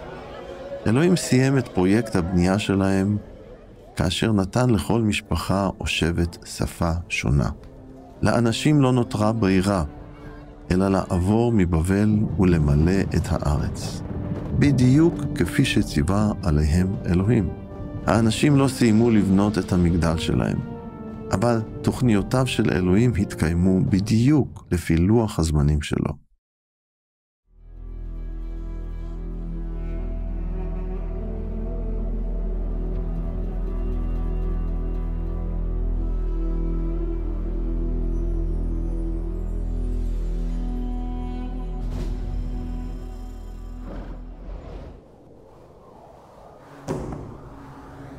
עשרה דורות חלפו מאז הנביא נוח. לשטן הייתה אחיזה איתנה בעמים, או כך לפחות נראה. במקום לפתוח באלוהים, אנשים בטחו בדתות שלהם.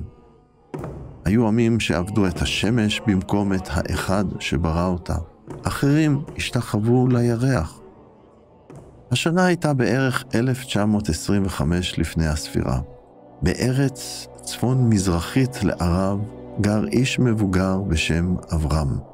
מאוחר יותר שינה אלוהים את שמו לאברהם, כלומר אב של המון רב. אברהם היה בן 75. שרה אשתו הייתה בת 65 וללא ילדים. הוריהם ושכניהם היו עובדי אלילים. הם השתחוו לדברים הברואים במקום לבורא. יום אחד אמר אלוהים לאברהם, לך לך מארצך, מעיר מולדתך וממשפחתך אל הארץ אשר אראה לך. אגדיל את שמך ואתה תהיה ברכה. אני אברך את המברכים אותך, אקלל את המקללים אותך, וכל האנושות תתברך בך.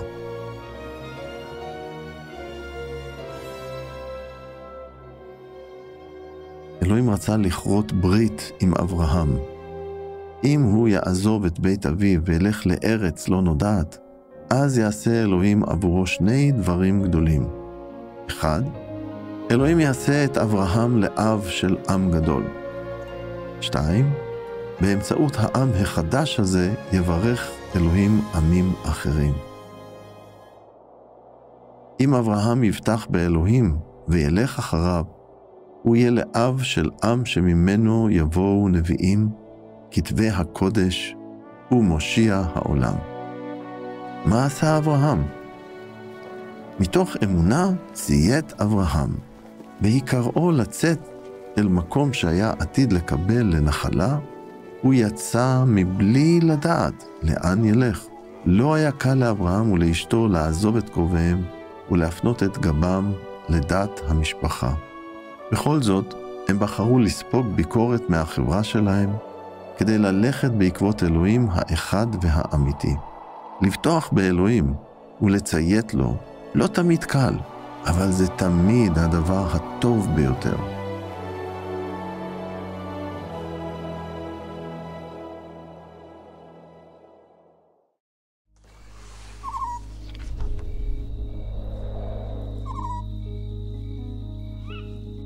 אברהם ואשתו היו מבוגרים ולא היו להם ילדים. למרות זאת, אלוהים הבטיח לעשות את אברהם לאב אומה גדולה. כיצד הגיב אברהם להבטחתו הבלתי אפשרית של אלוהים? אברהם האמין באדוני. אדוני החשיב לו את אמונתו לצדקה. הוא נקרא אוהב אלוהים. בדומה לכל צאצאי האדם, אברהם היה חוטא. אבל כמו הבל ונוח, אברהם הקריב לאלוהים קורבן על חטא. מכיוון שאברהם האמין באלוהים ובהבטחותיו, החשיב לו אלוהים את אמונתו לצדקה, ונתן לו את מתנת חיי הנצח. גם שרה בטחה באלוהים, והוכרזה על ידו כצדיקה. אבל קשה לחכות.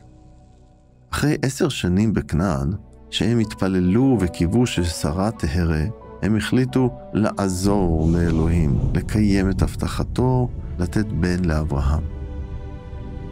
בעקבות מנהג מקומי, שרה נתנה את שפחתה המצרית, הגר, לאברהם. הוא התייחד עם הגר, והיא הרתה וילדה בן. הם קראו לו ישמעאל. כעבור 13 שנים, כשאברהם היה בן 99 ושרה בת 89, אלוהים כל יכול הופיע שוב בפניהם. הוא אמר להם שיוולד להם בן, והם יקראו לו יצחק. אלוהים גם אמר לאברהם, אשר לישמעאל אברך אותו, אבל את בריתי אקים עם יצחק. שרה תלד לך אותו בשנה הבאה, בזמן הזה. שנה לאחר מכן ילדה שרה את יצחק, בן ההבטחה. הסתכל בתמונה. אתה רואה את אברהם ואת אשתו מביטים מעלה בשמי הלילה, הם מודים לאלוהים על נאמנותו. מאוחר יותר גורשו הגר וישמעאל, אבל אלוהים היה טוב גם אליהם.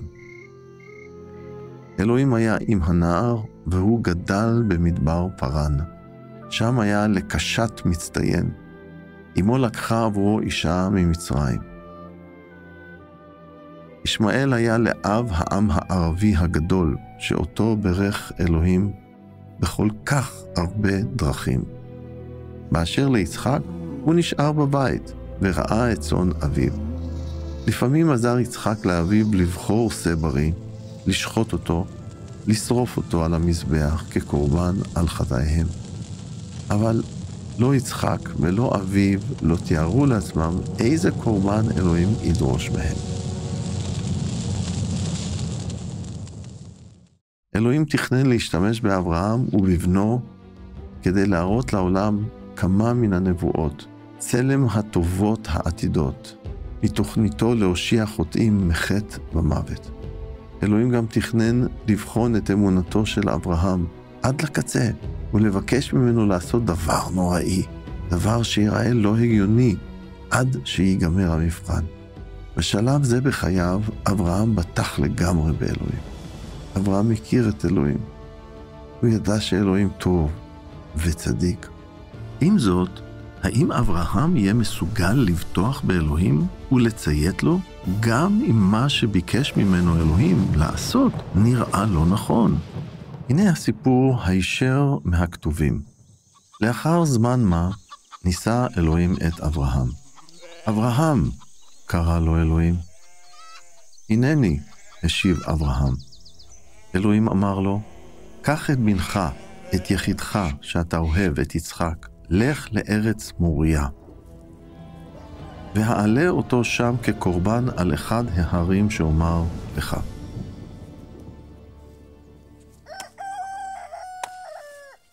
אברהם קם השכם בבוקר, חבש את חמורו, לקח איתו 2 ממשרתיו ואת יצחק בנו. לאחר שביקע מספיק עצים לקורבן, הוא יצא אל המקום שאמר לו אלוהים.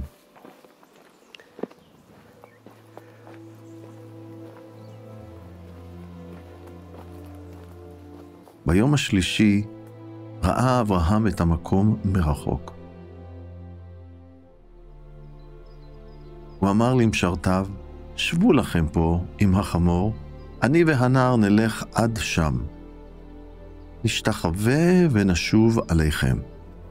אברהם שם על יצחק בנו את העצים לקורבן. הוא עצמו נשא את האש ואת הסכין. בשעה שהלכו יחד פנה יצחק לאביו, אבי. כן בני, השיב אברהם. הנה הגחלים והעצים, אבל איפה השא לקורבן?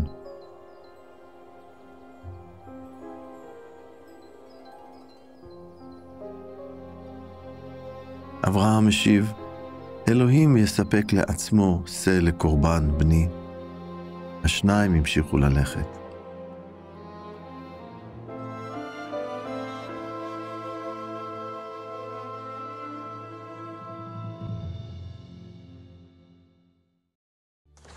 שמעת מה אמר אברהם למשרתיו לפני שהוא ובנו טיפסו על הר הקורבן?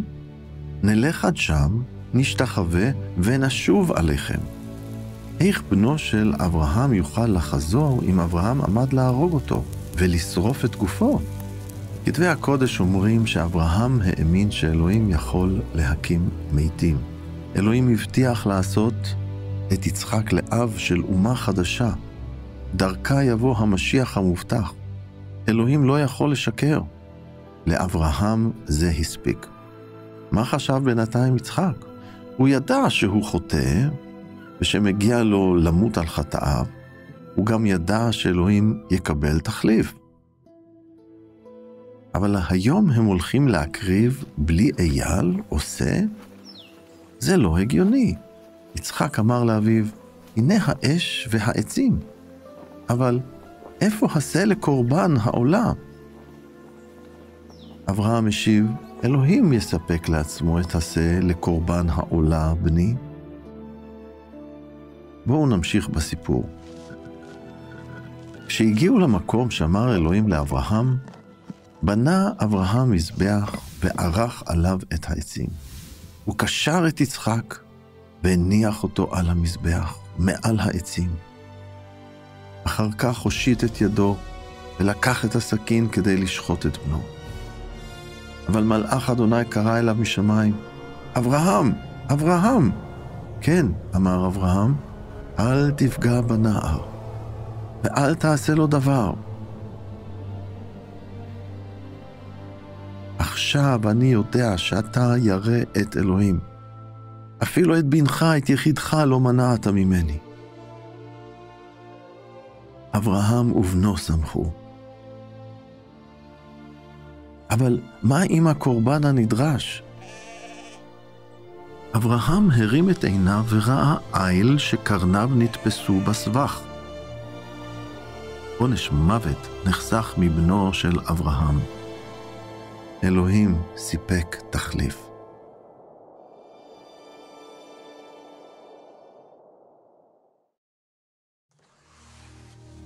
כיצד הציל אלוהים את בנו הנידון למוות של אברהם? הוא סיפק חיה תמימה, ללא פגם, שמתה במקומו. אברהם הרים את עיניו וראה איל שקרניו נתפסו בסבך. הוא לקח את האיל והעלה אותו כקורבן במקום בנו. כל האירועים האלה תיארו את תוכניתו של אלוהים לשלוח לעולם מושיע קדוש, שיספק את דרישות חוק החטא והמוות, ויציל חוטאים מכל עם בעולם. אברהם קרא למקום ההוא אדוני יראה. עד היום נאמר על המקום הזה, בהר אדוני יראה. מדוע קרא אברהם להר אדוני יראה, במקום אדוני ראה? האם לא סיפק אלוהים זה עתה את הכופר? על ידי הענקת השם להר אדוני יראה, הנביא אברהם ניבא את היום שבו על אותו ההר אלוהים עצמו יספק קורבן. דם הקורבן הזה יהיה כל כך יקר, שאלוהים יקבל אותו כתשלום מלא על חוב החטא של העולם. מי שיאמין בקורבן הזה לא יאבד, אלא ינחל חיי עולם. 1900 שנים אחרי שהנביא אברהם יקריב את האייל על המזבח, המושיע המובטח עצמו ייזכר באירוע ההיסטורי הזה ויאמר, אברהם אביכם שש לראות את יומי, ואכן ראה ושמח. כאשר ניחוח הקורבן עלה לשמיים, נתן אלוהים לאברהם הצצה אל הקורבן העתידי, קורבן על חטא, שיוקרב על אותו רכס הרים. לפתע תשובתו של אברהם לשאלת בנו, איפה הקורבן, קיבלה משמעות עמוקה יותר. אלוהים יספק לעצמו את השה לקורבן העולה, בני. עבור אברהם ובנו, אלוהים טרם סיפק את השה. הוא נתן להם אייל. איפה היה השה? בזמן הנכון אלוהים עצמו יספק תשובה.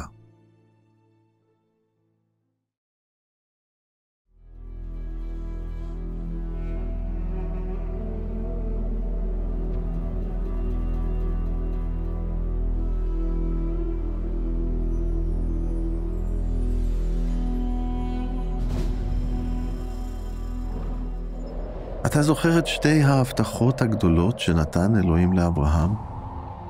הבטחה ראשונה הייתה, אעשה אותך לעם גדול. אלוהים קיים את הבטחתו. אברהם הוליד את יצחק, יצחק הוליד את יעקב, ויעקב הוליד 12 בנים שמשפחותיהם היו ל12 השבטים של ישראל. אלוהים אמר גם, אתה תהיה ברכה לכל עמי העולם. אלוהים יקיים גם את החלק הזה בהבטחה, באמצעות העבודה עם העם המיוחד, ולעיתים המרדן הזה, רצה אלוהים להראות לכל עמי העולם מיהו, וכיצד חוטאים יכולים לבוא אליו. בכל פעם שאלוהים הגן על העם הזה, הוא הגן על תוכניותיו לברך אותך ואותי, כי מהעם הזה יבואו הנביאים, כתבי הקודש והמושיע המובטח. תוכניתו הסודית של אלוהים התקדמה. סביב 1500 לפני הספירה, קרא אלוהים למשה, צאצא של אברהם, להיות לנביא שלו. משה כתב את 5 הספרים הראשונים בכתבי הקודש. אלוהים גם השתמש במשה כדי להוציא מן העבדות של 400 שנים 3 מיליון צאצאים של אברהם. אלוהים עצמו הוביל אותם במדבר העוין, בעמוד ענן, כדי לשוחח עליהם במהלך היום, ובעמוד האש כדי להאיר להם בלילה. בידו החזקה הוא פתח להם שביל מילוט בים סוף, נתן להם לחם מן השמיים ומים מהסלע.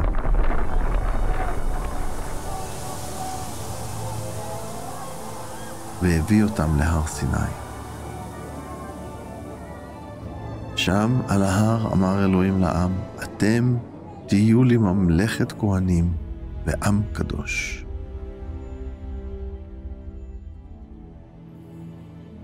אלוהים רצה שעם זה יהיה קדוש, מופרד בשבילו ושונה מהעמים שמסביבו. אבל העם לא הבין מה המשמעות של להיות קדוש. הם לא ראו את עצמם כחוטאים חסרי אונים. הם חשבו שיוכלו איכשהו לזכות בחסדו של אלוהים. כדי ללמד אותם שיעור על חרונו הבוער נגד החטא, ירד עליהם אלוהים באש בוערת, קול שופר חזק מאוד. הר סיני התמלא עשן, כי אלוהים ירד עליו באש. ההר העלה עשן כמו תנור לוהט, וכולו רעד מאוד.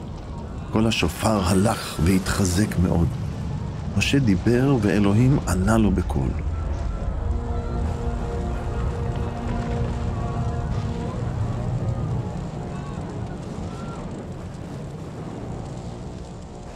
אלוהים נתן לאדם חוק אחד. הוא עמד לתת לעם החדש הזה 10 חוקים.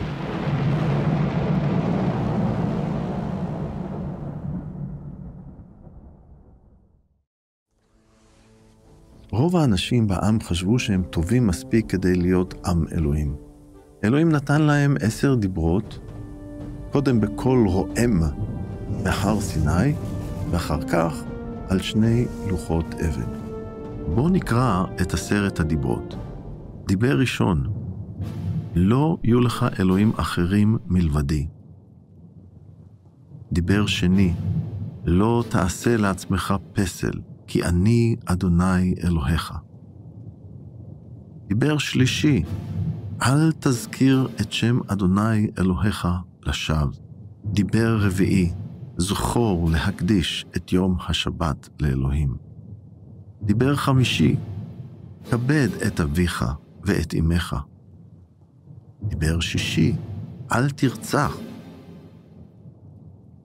דיבר שביעי, אל תנאף. דיבר שמיני, אל תגנוב. דיבר תשיעי, אל תעיד עדות שקר על אדם אחר. דיבר עשירי, לא תחמוד את אשת רעך, או כל דבר ששייך לרעך. אלוהים אמר למשה שעליהם לציית בשלמות ל10 הדיברות. ארור האיש שלא מקיים את דברי התורה הזאת. איך לדעתך הרגיש העם אחרי ששמע את 10 הדיברות? האם הם עדיין חשבו שהם טובים מספיק? מה לגביך? אתה חושב שאתה טוב מספיק כדי לחיות בממלכתו המושלמת של אלוהים? תקרא שוב את חוק מספר 1. לא יהיו לך אלוהים אחרים מלבדי. אתה תמיד שם את אלוהים במקום הראשון. אם לא, הפרת את החוק הזה. תקרא מספר 5. כבד את אביך ואת אמך. אם אי פעם לא צייתת לאביך או לאמך, אתה אשם לפני אלוהים. תסתכל כעת על חוק מספר 8. לא תגנוב. אם אי פעם לקחת משהו שלא שייך לך, או רימית במבחן, הפרת את החוק הזה. האם אי פעם שיקרת? אז לא צייתת לחוק מספר 9. הדיבר האחרון אומר לנו שאסור אפילו לרצות דבר ששייך למישהו אחר. אלוהים רואה את החטא בליבנו. כמה חטאים נדרשו כדי להרוס את היחסים של אדם וחווה עם אלוהים? רק אחד. הסטנדרט המושלם של אלוהים לא השתנה. מי שמקיים את כל התורה ונכשל בדבר אחד, השם הוא בכל. אלוהים הוא קדוש, ואינו יכול להתעלם מחטא.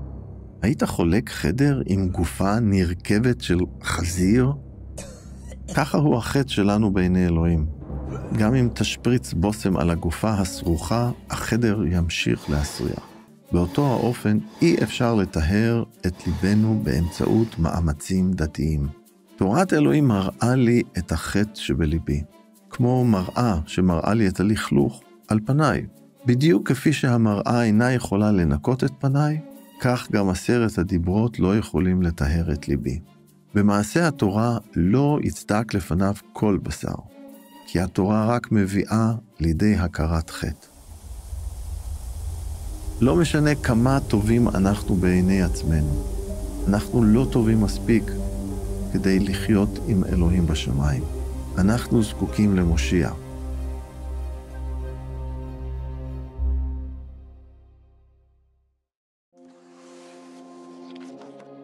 עשרת הדיברות נתנו לעם החדש סטנדרט ברור של מהו טוב ומהו רע. זה היה דבר טוב, אבל תורת אלוהים גם הביאה חדשות רעות. היא הראתה לאנשים שהם היו בצרה צרורה. בגלל חטאיהם כולם חייבים למות ולהיפרד מאלוהים. החדשות הטובות היו שאלוהים עדיין יקבל את דמן הנשפך של בעלי חיים מסוימים כדי לחסות על חטאים. ביום שבו רעם אלוהים את 10 הדיברות שלו, הוא אמר למשה, עשה לי מזבח והקרב עליו קורבנות. אתה רואה את משה מניח את ידו על ראש השה? אתה רואה אנשים מושיטים ידיים לעבר השה? הם עושים זאת כי הם מאמינים באלוהים ובאופן שבו הוא סולח על חטאים. חטאיהם מועברים אל השה התמים. השה יישחט על המזבח. הדם הנשפך יכסה את חטאי האנשים. אחר כך גוף החיה תישרף עד אפר. האפר ישקף לעם מה עשה אלוהים עם החטאים שלהם. הם נסלחו. אבל השיטה של הקרבת חיה ושפיכת דמה לסליחת החטאים הייתה רק בבואה של מה שאלוהים באמת דרש. קורבנות בשיטה ישנה זו חזרו על עצמם שוב ושוב שנה אחר שנה, אבל הם לא יכלו לטהר בשלמות את אלה שבאו לעבוד את אדוני. לא יכלו הקורבנות לטהר בצורה מושלמת, הם היו מופסקים, כי המקריבים היו מתוארים פעם אחת ולתמיד, ורגשי האשמה היו נעלמים. אבל קרה ההפך הגמור. הקורבנות הזכירו להם את חטאיהם שנה אחר שנה. כי דם פרות ושעירים לא יכול להסיר חטא. בעלי החיים לא נבראו בצלם אלוהים. ערך השה אינו שווה לערך של אדם. בדיוק כפי שאי אפשר לקחת אוטו צעצוע לסוחר מכוניות ולהציע אותו כתשלום עבור רכב אמיתי, כך גם דם השה אינו יכול לשלם את המחיר הגבוה הנדרש על ידי חוק החטא והמוות. נדרש קורבן טוב יותר. בעוד שקורבנות בעלי החיים לא יכלו להסיר את חוב החטא של האנושות, הם שיקפו לחוטאים תמונה של האחד שכן יכול.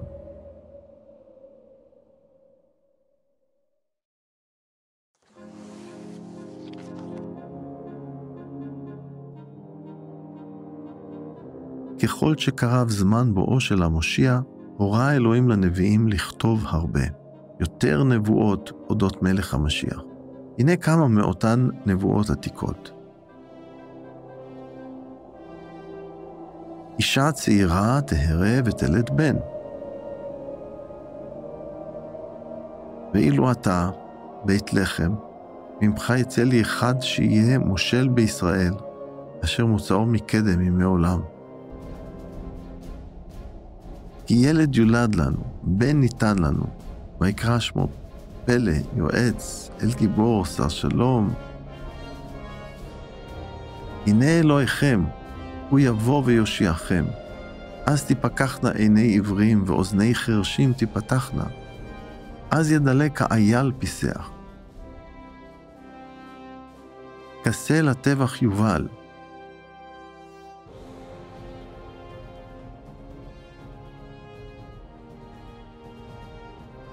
ידיי ורגליי כאריה. המושיע המובטח עמד לבוא. אבל מתי?